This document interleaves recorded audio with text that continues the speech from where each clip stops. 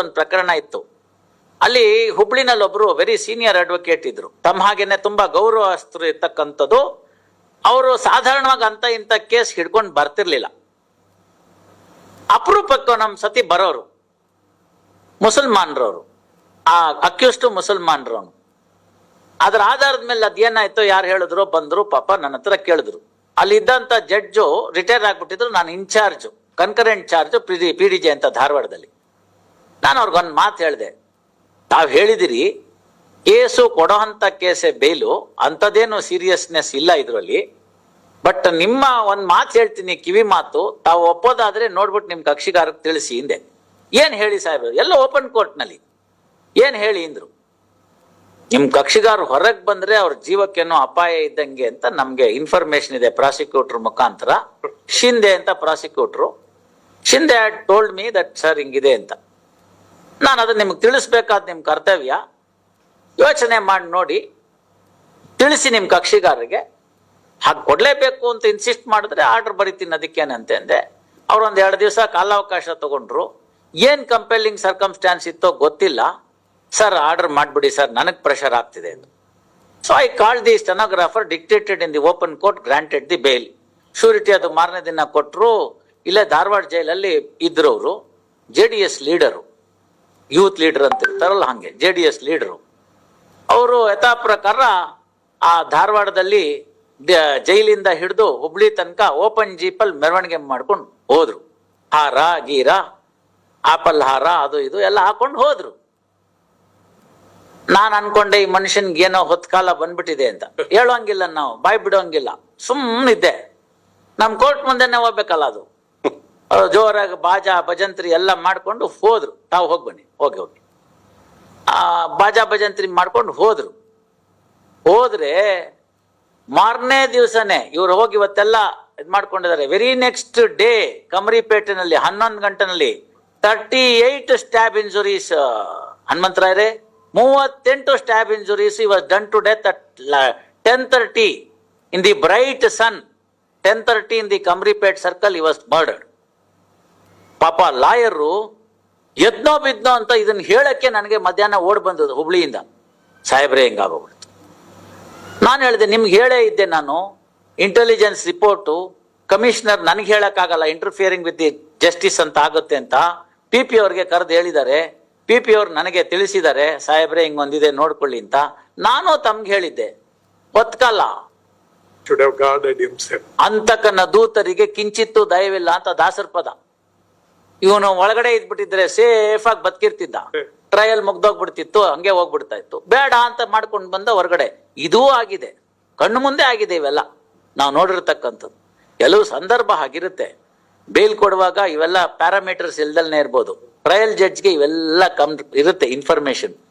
ನಮಗೂ ಎಲ್ಲ ಇನ್ಫಾರ್ಮೇಶನ್ ಇರ್ತಾರೆ ಹೊರಗಡೆ ಏನ್ ನಡೀತಿದೆ ಅಂತ ಹೇಳೋದಕ್ಕೆ. ಇನ್ಪುಟ್ ಸಿಗುತ್ತೆ, ಇರುತ್ತೆ. ತುಂಬಾ ಜನ ಇರ್ತಾರೆ. Head constables are the best informants. I tell you, head constables are the best informants. Even ಬಾತ್ಮೀದಾರ್ಸ್, ಅದೇ ಬಾತ್ಮೀದಾರರು ಇರ್ತಾರೆ, ಅವರೆಲ್ಲ ಮಾತಾಡ್ಕೊಂಡು attach to each of the police stations. ಅವರು ಅಲ್ಲಿ ಕಳ್ಳೆಕಾಯಿ ಮಾರೋರಿಂದ ಹಿಡಿದು ಎಲ್ಲಾರು ಬಾತ್ಮೀದಾರರೇ. ಅವರು more intelligent than our intelligence. Why not? Why not? See, many times we discount, underestimate them. They are the ones who unearth everything. Definitely. ಹಾಗಾಗಿ ಕೆಲವು ಸಂದರ್ಭ ಹಂಗಾಗೋಗ್ಬಿಡುತ್ತೆ. ಸ್ವಲ್ಪ ನೋಡ್ಕೋಬೇಕು. ನಿಮ್ ಕೇಸ್ನಲ್ಲಿ ಹಾಗಾಗುತ್ತೆ ಅಂತ ನಾನು ಹೇಳ್ತಾ ಇಲ್ಲ. I am not on that. If you are willing only 6 witnesses as per the charge sheet, we may think of expediting the trial also. Just think over. I am not on that. We will see if it is a bail that is to be again granted, if it is a case where we have to exercise our discretion again. I don't shirk the responsibility. ಇವೆಲ್ಲ ಹಿಂದೆ ಸರ್ಕೊಳ್ಳೋ ಪ್ರಶ್ನೆ ಇಲ್ಲ. ಏನಿದು ತೀರ್ಮಾನ ಆಗ್ಬೇಕು. 15ನೇ ಇಸ್ವಿಯಿಂದ ನೀವು ಇಲ್ಲಿ ತನಕ ಕೇಸ್ ಇಟ್ಟಿದ್ದೀರಿ ಅಂದ್ರೆ ಸತ್ತೋದವನ್ ಮನೆಗೆ ನ್ಯಾಯ ಬೇಡವಾ? ಅಪೀಲ್ 13ನೇ ವರ್ಷ, ಅಲ್ಲಿಗೆ 12-14 ವರ್ಷ ಆಗೋಯ್ತು ಸತ್ತೋದವ್ರ ಮನೆಗೆ. ಯಾವಾಗ ನೀವು ನ್ಯಾಯ ಕೊಡೋದು? ಬರೀ ನಿಮಗ್ ಮಾತ್ರ ಕಷ್ಟ ಇದೆ, ಸತ್ತೋದವ್ರ ಮನೆ ಕಷ್ಟ ಇಲ್ವಾ? These are all the things, court is strict because warrant ಕೊಟ್ಟು ಒಳಗಡೆ ಬಂದಿದ್ದವ್ರಿಗೆ ಪಾಠ. ಈಗ ಅವ್ರು ಇನ್ನೊಬ್ರು ಹೇಳಿದ್ರು ನೋಡೋರು, ಅದೇ ತರನೇ 2017 ಇಂದ ಟಕಾಯಿಸ್ತಾ ಇದ್ದಾನೆ ಅವ್ನು ಕೋರ್ಟ್ಗೆ ಬರ್ದಲ್ನೆ. ನೆನ್ನೆ ಹೇಳಿದ್ರು ನಾಳೆ ಬೆಳಗ್ಗೆ ಕೋರ್ಟ್ ನಲ್ಲಿ ಇರ್ತಾರೆ ಅಂತ. People will understand only when they are pushed to wall, not otherwise.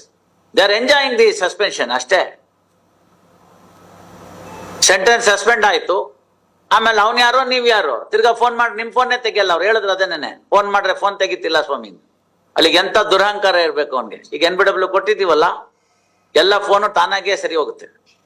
ಇಲ್ಲಿ ಬರ್ತಾರೆ, 2 ದಿನ ಒಳಗಡೆ ಇರ್ತಾರೆ, ಅವಾಗ ನೋಡಿ ಅರ್ಜೆನ್ಸಿ ಬರುತ್ತೆ. ಇನ್ನೂ ಒಂದ್ ಮ್ಯಾಟ್ರ್ ಇದೆ, ಅವ್ರ ಶ್ರೀಮತಿ ಅವ್ರು ನೆನ್ನೆ ಬಂದು ನಿಂತ್ಕೊಂಡು ಅಳ್ತಾ ಇದ್ರು. ಹಿಂಗೆ ಆಗೋಗಿದೆ. ಅವ್ರ ಶ್ರೀಮತಿ ಅವ್ರು ಬಂದು ಇಲ್ಲಿ ಅಳ್ತಾ ಇದ್ರು, ಗಂಡ ಜೈಲಲ್ಲಿ ಇದ್ದಾರೆ. ಹೇಳ್ಬೇಕಾಗಿತ್ತು ಮೊದ್ಲು. ಅದು ರಿವಿಷನ್ ಬಂದ್ಮೇಲೆ 8 ವರ್ಷ 9 ವರ್ಷ ಆದ್ಮೇಲೆ ನೀವು ಈ ತರ ಮಾಡಿದ್ರೆ ಹೇಗಾಗುತ್ತೆ? You get ready, get ready and you can be rest assured matter will be disposed of next week on merits. No question of waste. I leave it to court andre I will write it. No, why Venugopal? Leave it to the court andre court will write. No, it is on oath now. He cannot go back on that. This is enough to see that his pension is cut for all time to come.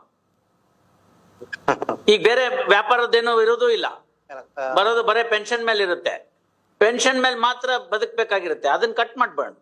ಇದು ಓತು, ಈ statement ಒಂದೇ ಸಾಕು.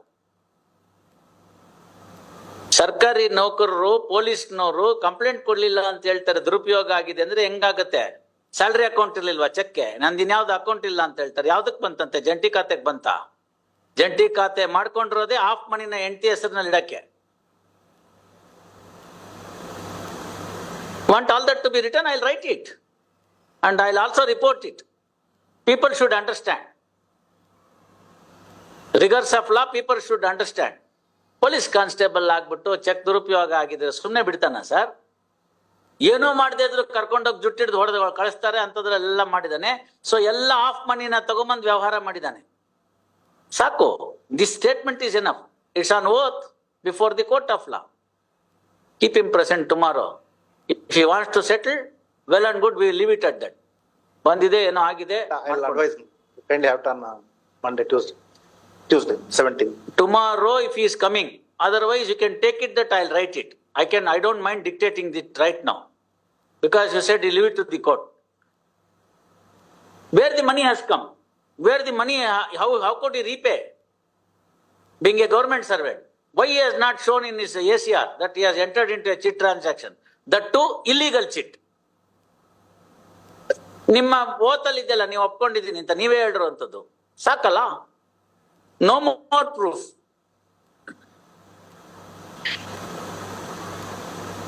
Statement made on oath in order to get an order of acquittal is enough. You cannot wriggle out.